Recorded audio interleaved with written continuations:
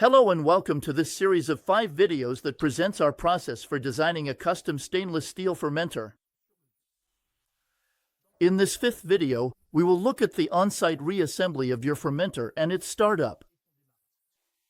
We will also cover the on-site acceptance test, or SAT, and the training of your teams. Your fermenter was shipped in one or several pieces. The first step is to set up the different sub-assemblies wherever you want them. This step is carried out with a handling company that you will have contracted for the occasion, along with your teams and the technicians from BLANC-LABO. If your fermenters are large, this phase can take several days and require suitable handling equipment, as you can see in this video. Once the equipment is in its final position, the BLANC-LABO technicians will connect all the piping between the different sub-assemblies. This phase takes a few days for complex projects, such as serial fermenter systems for scale-up, for example.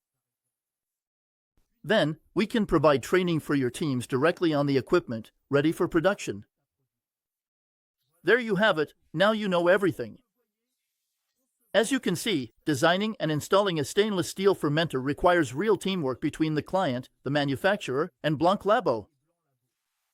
Each fermenter is unique, even if it's built on the basis of a catalog product.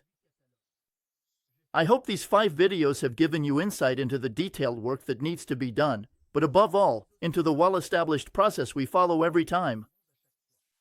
See you soon!